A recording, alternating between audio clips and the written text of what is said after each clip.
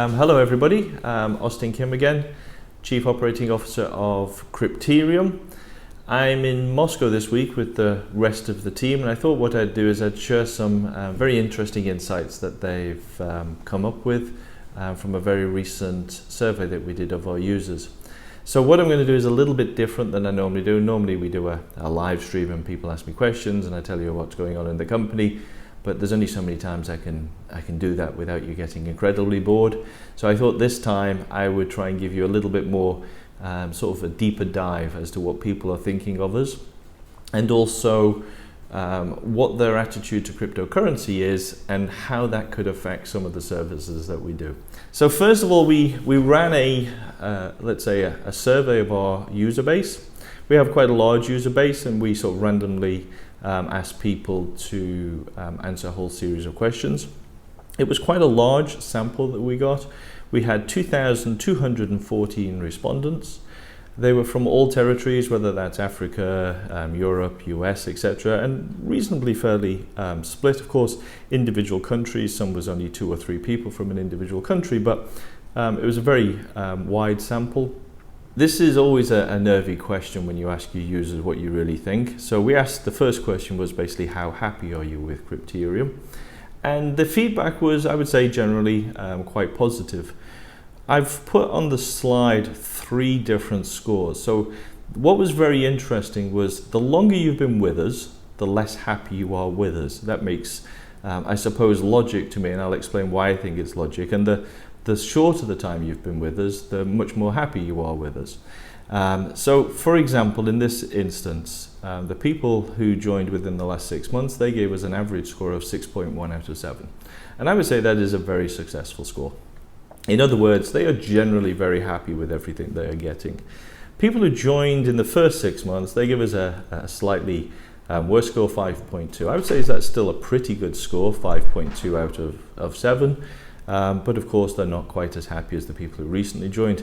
And the average score, actually the median score, was a 5 out of 7. So I'd say not a bad result. And we asked again the customers or users, how happy are you with our customer service? And I would say we got a very good result here. The median score was a 6. Everybody was giving it over a 5. So I probably only see that small percentage of people are really unhappy, but the vast bulk of people are very happy. And we get over 2,000 inquiries to customer services a week. And we are able to deal with almost all bar about 50 within a few hours of that communication coming through. So it is a very small percentage of people that obviously don't get the response that they're looking for. But overall, people are pretty pleased with our customer support. In terms of the features on the application, I'm not going to go through all the scores because that would get pretty boring. Again, pretty high marks, 6 out of 7. I think that's one of our strongest areas, that we have quite a wide range of features. And actually that is core to our strategy, is that we are a single-stop shop for all things crypto. Which means that we have to add more and more features. Eventually, if you're going to be a single-stop shop, you have to provide the full range.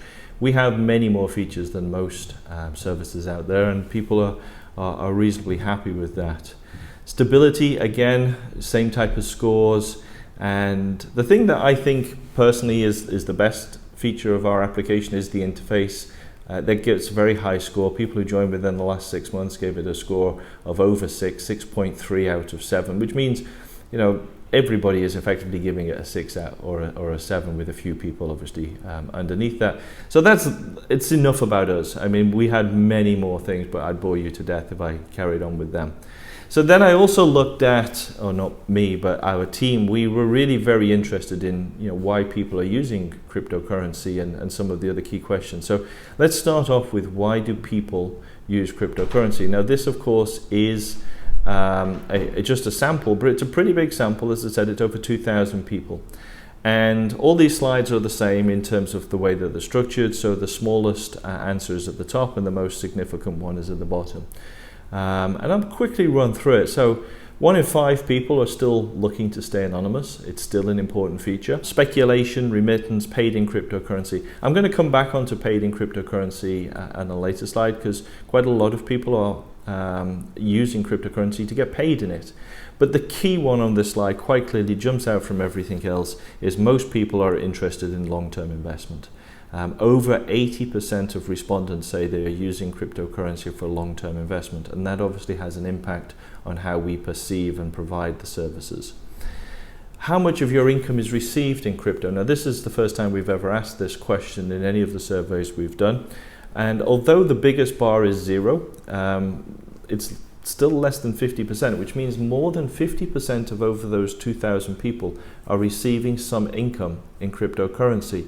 Now, most of them are in the not a significant share of their income, but more than 50% of people are receiving some money in cryptocurrency in the form of a salary. And I think that is a significant statement compared to probably what would have happened if we'd have asked this question 2 years ago. How do you pay for your goods? Now, this is of course important for us in terms of our card services. How do we provide the remittance, not necessarily remittance, that's more about person to person, but how do we provide online transactions and payment cards, The debit card, of course, is the number one reason that people, number one method, that people are using for payments. Cash is smaller. We didn't get a lot of respondents from China. I think you'd probably end up with a different picture than I'm showing on the screen for China, because as you might know, Alipay and WeChat, etc., are huge out there for e-wallets, but e-wallets were quite small still, under 20%. But crypto, it's not a bad percentage. It's around 16-17% of people are using crypto for everyday goods. That is not a small percentage. Now, of course, our application users are biased because they're in a crypto application, but it still means that a lot of people are very interested in making payments with cards. How do people use the wallet? What do they use it for? This is pretty much saying people have multiple uses. So checking balance is not that particularly interesting. Of course, we all do that. Checking rates, we all do that. But then when you look at the rest, it's everything to do with crypto, whether it's cashing in, cashing out, exchanging. So what that is really telling us is that our application's range of features are important. We can't just focus on, for example, the card, because the card itself would really only be interesting to, say, those 20% of people that are making payments with crypto, which is a good number of our users, but what happens to the other 80%? So we have to provide that full range of services. So that gave us comfort that we shouldn't just focus on one feature and try and promote that one feature. We need to make all the features working. We also asked people whether they've tried a number of services that we're not really providing today. So we asked about collateral for crypto loans. I've mentioned loans in the past. We did give that a test. We provided what we thought was a very good product, but really nobody wanted to use it in the test. So we have that capability, and it's interesting to see that less than, about 10-11% of people say, yes, I've tried crypto collateral loans. Not a huge number, indicates we really shouldn't switch back on a significant percentage of our resources back onto loans. What is interesting to me here is when you get into the investment type service. So you've got margin trading, fiat crypto exchanges. That's all in the investment field, and it's not something we are providing really much service for today.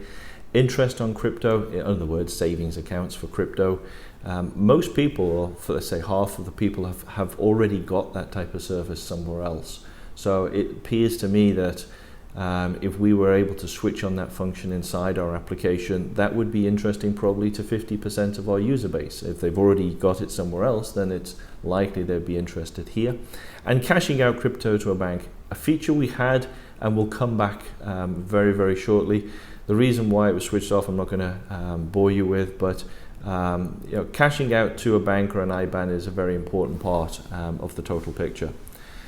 So what did we learn? I would say our users are generally happy with us, especially newer users. We can be better, of course, but generally they're happy, including they're reasonably happy with our customer service. We didn't get a huge number of people saying, you're the best thing since sliced bread, but they were generally happy, but there's a lot we can do to improve. I think that was the sort of the message that we got there. And what did it teach us that we need to be doing for the future? So the survey said effectively that more than half of our users receive some income in crypto. Now there's a disparity here between the people who are receiving money in crypto and people who are using it for spending on a daily basis. So we've got roughly 50% of people who are earning income in crypto and only about 20% of people who are spending crypto on a daily basis. But I think that gap will come down. So what that confirms to me is we must carry on pursuing our strategy of the B2B2C. It's a bit of a mouthful, but businesses that are paying their users in crypto, that's a very important part of our strategy right now. We must carry on to do that. Payments are an important part of the application, and that's something that of course we are really quite focused on, but perhaps for the majority of our users it's not the most interesting feature. If only 20% of our users are doing a crypto purchase, what are we providing to the other 80%? Now, as I've said on one of the previous slides, is that yes, we need to be able to provide the exchange capabilities, the in and out, and we're doing all of that. But a significant percentage of users are basically holding cryptocurrency for the long term. So it's very important for us to provide a service that supports the HODL strategy. If I'm just going to keep it there, how can I make it more interesting for the customer to keep the money in Crypterium's application rather than, say, sticking it in a Coinbase application?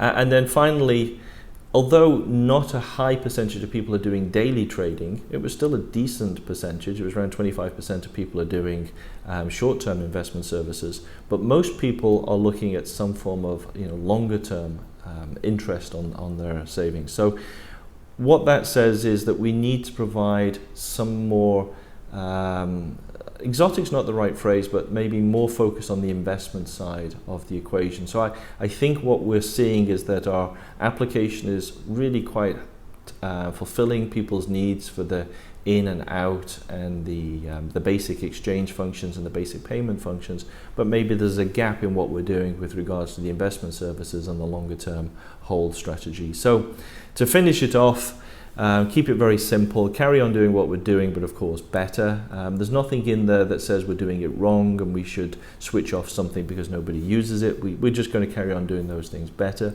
We've got to finish off all of the things that we've previously said we were going to do. For example, the payout was an important part. I think about 50% of people have paid out to a bank. We have to make sure that we can provide the best facility there. So we can do MasterCard right now, but we have to do IBAN, we have to do Visa. Visa's coming online very, very shortly. And then I would say that the biggest change in the way we were thinking that came out of the survey was we need to put a little bit more focus on investment services. So right now we are looking at what's the best route for that. I've talked in the past about savings accounts. That's just around the corner. That's actually very easy to do. We just needed to find the right partner. But I think also we need to do a little bit more for the investment services, something a little bit more sexy, the margin trading, etc. So right now our development team are looking at the best way to do that. If you've got questions that come out of this, happy to receive them either through the Telegram. A lot of you write to me on Telegram.